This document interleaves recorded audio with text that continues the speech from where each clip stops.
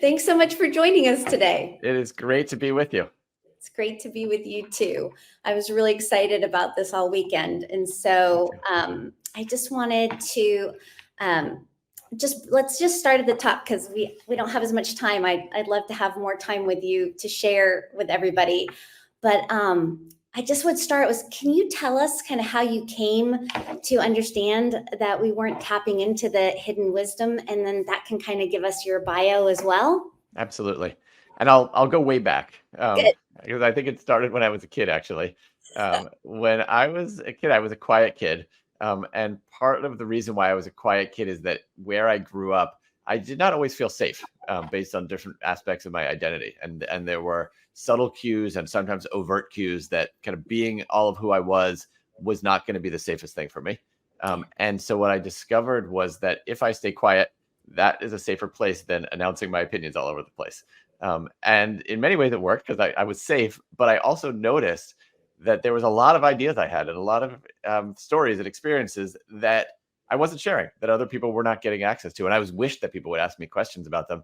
But it started to occur to me that if I've got all this kind of good stuff inside of me that's not coming out, probably there's lots of other people too that do as well. So if you fast forward then to my first job out of college, management consulting, I worked at a place called Monitor Group. I did a lot of work related to how teams and individuals can work together and lead together better. And we did this exercise. Some of you may know it, called the left-hand column exercise. This was built from a researcher named Chris Argyris, who would ask people in these workshops to take out a sheet of paper and draw a line down the center. And on the right-hand side, to write down the lines of a challenging recent interaction that you had. So almost as if it was a script of a play. I said this, she said this, I said this. And on the left-hand side, write down all of the unspoken thoughts and feelings that you were having during that exact dialogue. And so I did this, and then I ended up working with lots of people and helping them go through this exercise. And I literally got, a view into hundreds, if not thousands, of people's left-hand columns, all the unspoken stuff that they never said to each other in the workplace. And once you filter out some of the kind of crap and the frustration and whatever else, there was actually a tremendous amount of important insight and information that people were holding unspoken in their left-hand columns. And when I thought about adding this up across teams and organizations, just how much collective intelligence was going dormant because it wasn't being shared. I then moved into an operating role and myself saw how the teams around me sometimes were dealing with things that they weren't telling me. And we had some near misses of collisions that I discovered just in the nick of time. But if we had been able to unearth what they were actually thinking and feeling and knowing, we could have been so much more successful together. So a range of different kinds of experiences, from a kid to a consultant to a leader, have all kind of reinforced for me. There's so much that people in organizations think and feel and know, but don't tell us. Great. So that really talks about what there is to share, right? But the question that I keep thinking of is like, why is it so hard for us to ask then? Yes, it's a really interesting question, especially because the research shows that really the only reliable way to actually tap into what other people are thinking and feeling is to ask. But so often we don't do it, which is why I wrote the book. There's a few different reasons. One is I think the most kind of common and dangerous reason is it literally doesn't occur to us that we need to ask. It doesn't occur to us that there is something that we don't know. We're trapped in what I call the certainty loop. And some of it just has to do with kind of how humans are wired. There's some fascinating research by Nick Epley at the University of Chicago that just shows that we as humans consistently overestimate our ability to make accurate guesses or inferences of what other people are thinking. And that lots of the kind of common techniques that we try to use that we think are working, things like put yourself in other people's shoes, read their body language, it just doesn't work. It doesn't actually help you know what someone else is thinking and feeling. And that holds true, by the way, even in our most personal relationships, like even in marriages and spousal relationships and partners. People are at best, or about a third of the time, can guess what their partner is actually thinking. But we think we're so much better than that. And we walk around the world sort of with these assumptions that we just go around reconfirming based on what we select for and how we interpret and all that kinds of thing. So I would say that's reason number one. Reason number two is if we do think that we need to ask, sometimes it feels too sensitive to ask. It feels like it's not my place to ask, or this is going to put somebody on the spot, or this is just, like not an appropriate question to ask.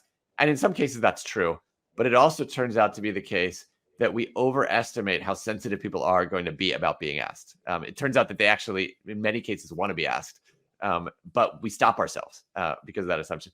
And then I would just say the third reason, and there's many more, but the third one that I'll talk about is that people don't know how to do it.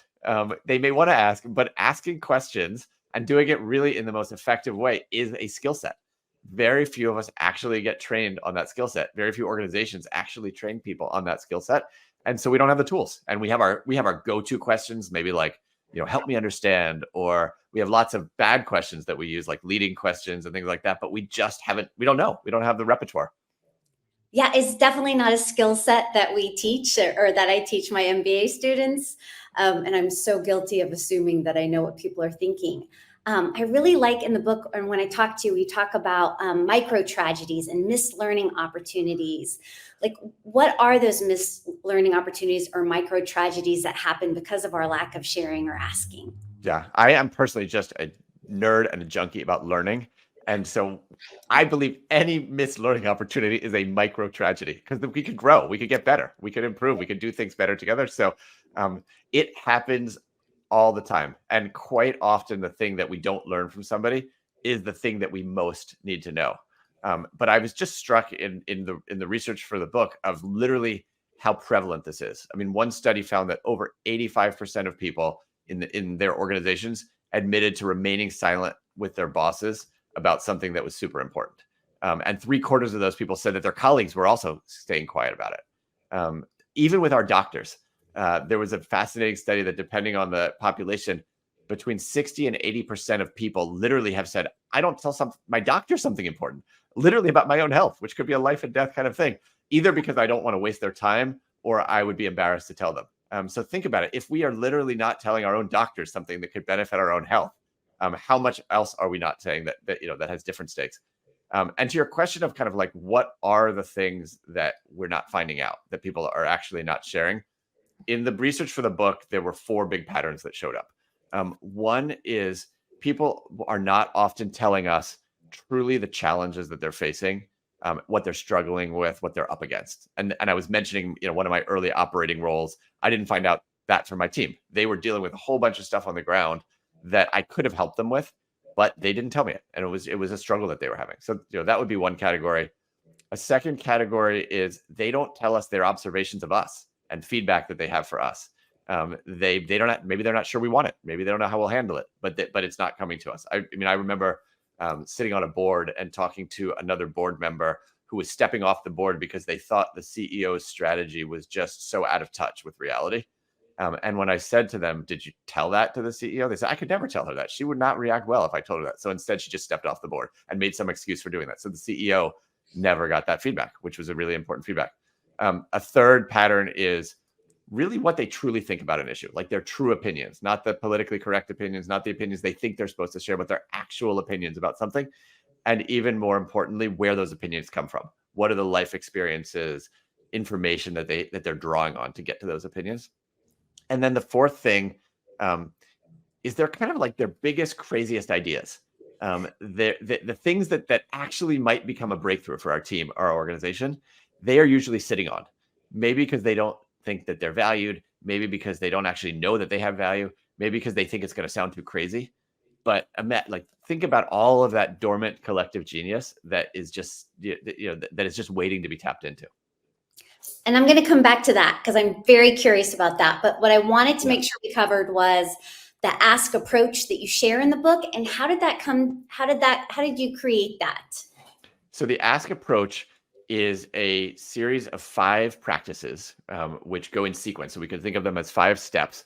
They're all science-based, research-backed, but also practice-tested, that when we put them together, really are the greatest chance that we have to truly understand and find out what we most need to know, especially from the people who are least likely to tell us. Do you want to walk through the 5 steps? Yes. Okay, Make sure perfect. So the first one is called choose curiosity. And a lot of people talk about curiosity, Some people talk about it as a trait that some people have more or less than others. Some people talk about it as a state of mind that we're in. I'm feeling curious. I want to think about it differently here, which is curiosity as a choice that we can make, a choice that is always available to us. And when we make that choice, we're awakening ourselves to the possibility that there is something important that I could learn from the person around me that's sitting in front of me. And I'm not talking about the kind of curiosity that is like, I wonder about the history of Russia or about, why this tree is growing the way it is. It's a certain type of curiosity that I call connective curiosity. It's the curiosity that about someone else's knowledge, feelings, experiences, perspectives, ideas. And it's connective because when we actually have that kind of curiosity, we give off an energy that connects us to the other person and that literally invites the other person to want to share something back with us. So that's number one. Choose curiosity. You want to keep going or pause for anything? Yeah, I was just going to say, I think that curiosity as a way to connect is so different than what we hear curiosity so much in the world of people, talent, and culture. And I'm so glad that you gave us that distinction. Great. Number two is make it safe. And make it safe is a recognition that even if we are curious, even if we do want to learn from someone, if they don't feel actually safe telling us their truth, especially if it's a hard truth, we're not going to find out. And so I think there's amazing research by Amy Edmondson and others on psychological safety at the organizational level, at the cultural level. This is about how do we actually apply that at the interpersonal level? What are the things that we can actually do to make it safe in interactions one-on-one? And I'll say this is particularly important whenever we're interacting across any line of difference. And this is something I think about a lot, and I need to think about a lot, whether that's difference related to power or authority, whether that's difference related to gender, race, any number of identity markers. Those things can all serve as barriers to safety. And so we actually have to really lean into this far more across those. And so some of the particular strategies that create psychological safety at the interpersonal level include being very intentional and choiceful about the context in which we're connecting with the other person. It's not enough for us to think, this is where I want to connect. It's really about where's the other person going to feel most safe connecting. That might mean taking a walk. In my own personal life, that means if I want to connect with my daughter, it's not asking her how her day was when she gets home from school. It's staying up until 11:30 at night, which is when she actually wants to talk about how her day was. And that's if I want to learn, then I need to do that, even if I'm exhausted. So one is about being choiceful about where and how we connect on the other person's turf and terms. A second is about making sure that we're being reciprocal. So if we are wanting the other person to open up, that we open up first. And that could be opening up about literally why I'm asking the question, so they don't have to guess at my agenda, or something else that might be vulnerable for me to do, which signals to them that it's safe to do that. And then the third strategy within that is called radiating resilience. And that is really about letting the other person know that I can handle whatever they have to say. I'm not going to crumble. I'm not going to blame them for my reactions, etc. I am truly resilient. And we can talk more about what that looks like. But that's all part of make it safe. Okay, go on, because I want people to hear all five. Right. The third is pose quality questions. We talked about earlier how questions are not something that most of us been trained to do. And there's all kinds of crummy questions that we ask, whether they are questions, that essentially maneuver somebody into the answer that we want, or attack questions, or even just clumsy questions that are well-intentioned, but we're layering 5 or 6 questions, and so they don't know what to respond to, etc.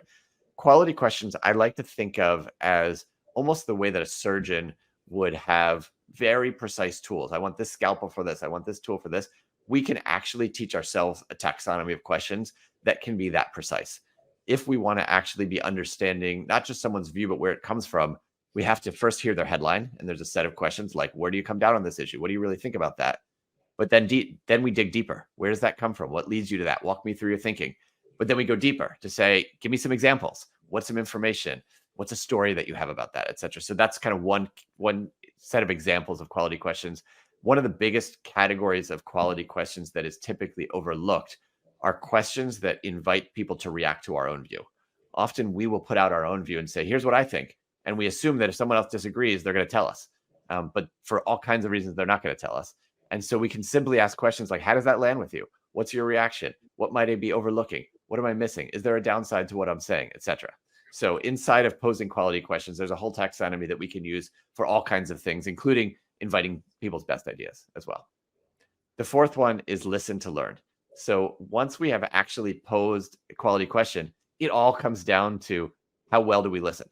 And again, research shows we all think we are so much better at listening than we actually are, and that there's a distinction between listening versus hearing, and that hearing is actually taking in what's most essential for someone. And so, in this part of the ask approach, I talk about the importance of listening through three channels at the same time. Just the same way, if we're listening to music, someone who's really skilled will be listening to the percussion and the vocals and the harmony, etc. In listening, there's three channels. One is the content, and that's what many of us default to, myself included. What's the information? What's the data? What are the facts that they're communicating, etc. The second is listening for the emotion. So what are the actual feelings being conveyed? And the third, which I think is the least often done, is listening for the actions.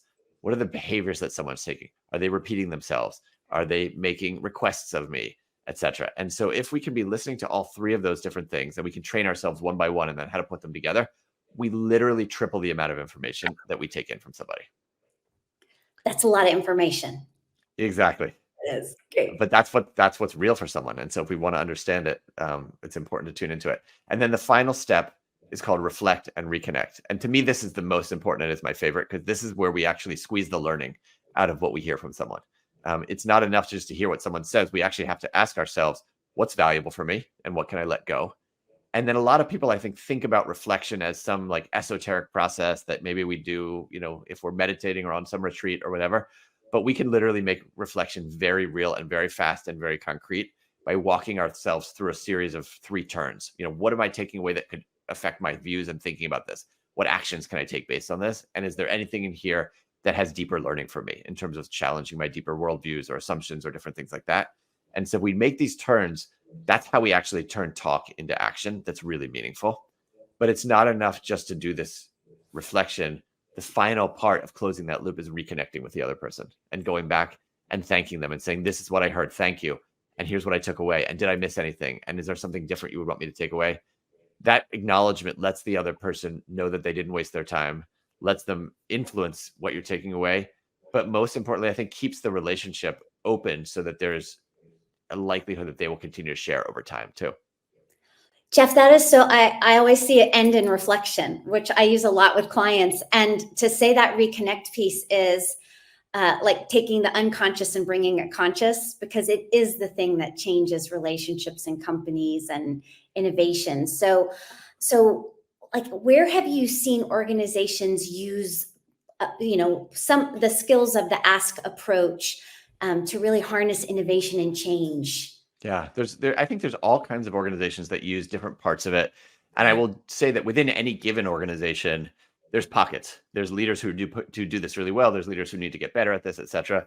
A couple of the ones that I talk about in the book, there's a cosmetics company called Glossier, which is really well known, not just for learning from its customers, but for learning with its customers and designing with its customers. They have literally turned the entire organization into a customer learning organization. Every single person thinks about themselves as that their role is to learn from customers. And they go so far as to literally invite their best customers into their own internal Slack channels so that they can be brainstorming them. They go through protocols where they're saying to their customers, help us create the next thing, etc. And what I love about that is that that's an example of tapping into the collective genius, not just of their employees, but literally of their customers, which perhaps their most, one of their most important stakeholders. So that would be an example. And then I think there's a lot of organizations, including tech organizations like Google and others, that are really investing in user experience research, that are basically saying whether our users are employees, whether our users are, customers or vendors or whoever else, we've got to deeply tap into their experience and not just like, give me feedback, did this work well or not work well, but really doing user experience work in ways that invite co-creation, that would say, how might we do this? If we were to take on this problem, how would we do it? I use it in my own organization where we work with school communities, and we actually say there's a huge genius in school communities. Let's come together and say, how might we envision what we want in a graduate for our community? And it's just astounding that when you bring together every single stakeholder, the answers are in the room if we would only tap into them. Okay, so let's kind of bring this like front and center for the community, for the People Summit, which we have a lot of people leaders who are working on talent and culture in this, in the world that we're in right now. And there's all these conversations around return to office and hybrid, and basically what I call is basically just how do we increase people having energy and being together. Could you talk a little bit about places you've seen this work or what you think would work? Yeah, I'll say a couple of things. One is there's obviously a lot of controversy around this topic of coming back to work. Who wants to come back to work? Should we require them to come back to work? All that kind of thing. And I think at its worst, it can come down to a power struggle. And who's going to insist, and who gets to decide, and who makes the rules, etc. And if we could use the ask approach on those types of moments, I actually think we could get to better understanding what are the interests behind people who are saying we should come back or not come back, or do a hybrid, etc. What are they actually trying to solve for? And even more importantly, what ideas do they have about what we could actually do to get to a better place? And so shifting it away from a power conversation and into a learning conversation, and ultimately into an innovation conversation, to me actually turns that into an opportunity to get to a better place, not just how are we going to get to some kind of compromise. So that would be one dimension I would bring out in it. But I think a second dimension is it can be easy to assume that the main reason why people aren't speaking up or aren't sharing more, or we don't really know what they're thinking, is because they were remote and they had a lot going on, etc. And if only we come back together, then we're going to really know what they really think and feel and what their best ideas are. But I don't think that's the case. And we have decades of evidence to say that even when everyone was in person, all of this sharing was not happening. And so I would encourage people to say, if you are bringing people back together, and especially if that has happened through any kind of power struggle, that does not guarantee or necessarily even increase the odds that you're going to know what is that collective intelligence of your organization. And so I think it really increases the onus to say, how do we, recognizing that there's likely a lot that they're not sharing, how do we truly tap into that? Yeah, absolutely. Okay, so it wouldn't be a great interview without asking you, so how do you think the implementation of the ask approach would be affected by generative AI? And do you think we have to ask our chat GPT the approach model as well? I have tried that. So I will say a couple things. One is, obviously, there's a lot of conversation about what generative AI and large language models will replace in the workforce, and what are all the different tasks and jobs. And there's lots of interesting debate on that question. But I think there's probably consensus that it's most difficult to replace things that are uniquely human. And I would argue that the ability to truly ask, the ability to truly connect, the ability to truly surface people's best ideas and perspectives and feedback is a uniquely human thing to do. And so I think it just puts greater emphasis on the importance of these kinds of skills in a world where machines are taking over more and more. But I have also found that AI can actually help us do this better. And so, for example, if you were to put into your favorite, whatever chatbot your favorite one is, something like, I feel really strongly that my boss is making the wrong decision because of X, Y, and Z. Or I feel really strongly that this politician is terrible and how could people vote for them, or whatever. And then you just simply put the question at the end, but what might I be missing? All of a sudden, it's a way to invite AI to help you get more curious. And when I've done that, whether it's on political issues or personal issues in my personal life or issues in my work, it invariably comes back with considerations that I had never thought about. And what I love about it is it's like in my own privacy. I don't have to, I don't have to do it out loud. I don't have to expose my, anything I don't know. I can just literally use that. So that's one way in which I actually think it can power us. A second way I've used it is to generate the questions themselves. So I will put a scenario in, this is something I'm arguing with my wife about, or this is something with my business partner, etc. What questions could I ask them? And it will come up with a set of questions, and they won't all be the best quality questions, but I invariably get 3 or 4 amazing questions that I never would have thought to ask the other person. And then I'll just give you one last example, which is that as it relates to listening, now that we can record things and upload videos or transcripts, I have gone in and literally put a transcript of conversation into AI and said, can you help me listen through the 3 channels? First of all, can you summarize what's the content that was being said here? Second, what did you observe to be the emotions that were being expressed? And third, what actions did you see each person taking in the conversation? And what it brings back is amazing. And it's not all perfect, but it's a way to calibrate and build my skill and triangulate and see things that I didn't see before. And so to me, this is a way in which AI can be a partner to us to do a uniquely human thing. Okay, so I hope everybody just wrote that down that you could do that, because my next small question was going to be, what are things that, we have a lot of people across the globe today who are managers, and some in smaller organizations, some in larger, what are 2 or 3 things that they can do to use from things from Ask for their ability to tap into the hidden wisdom? Yeah. I mean, I would say, first of all, at a personal level, if there's one question to walk away with, I would encourage all of us to center this question in our mind, which is, what can I learn from this person? Especially if it's someone that we don't typically learn from, whether that's somebody who's in any role in life that is that we're working with, a colleague, someone, but just centering that one question. But then I would also say, if you're in a position to actually think systemically across an organization, to be asking, what are the ways in which I can build the Ask approach into my organization? And there's a set of levers, and I talk about them in the book. Everything from hiring for curiosity to building practices in. We do it in my own organization, like 2x2 feedback, where we're regularly normalizing it and making it natural for people to be asking each other those questions, to be rewarding learning as much as alongside the performance and the results that we're learning.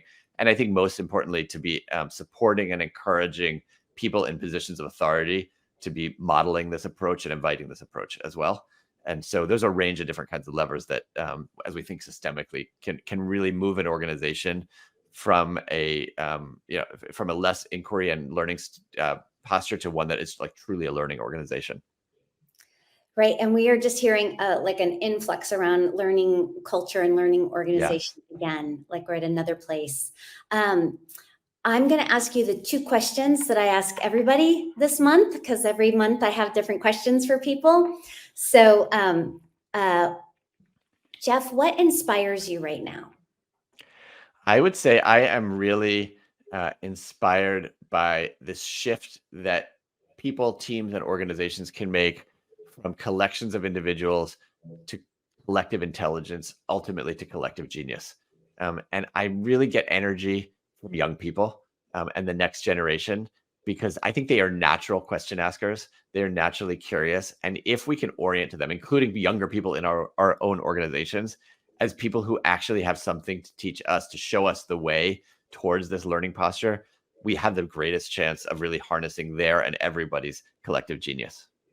That's great. And since we have just a couple more minutes, can you give us one example, like your favorite example about how young people are energizing you? And Sure. I have a son. My son is 17 years old. He's just about to graduate high school, but the way that he's able to learn literally from the world around him, through open source computer coding networks, through meeting people on Discord servers, and then meeting up and asking them questions, and then instantly kind of bringing that together, either through collaborative things that they're building with no manager, nobody's kind of supervising them, or things that they're writing together in terms of blogs or collective knowledge projects. Like, his generation just knows that there's genius out there, knows how to tap into it, knows how to build and create in totally different ways than anything I grew up doing. that is amazing.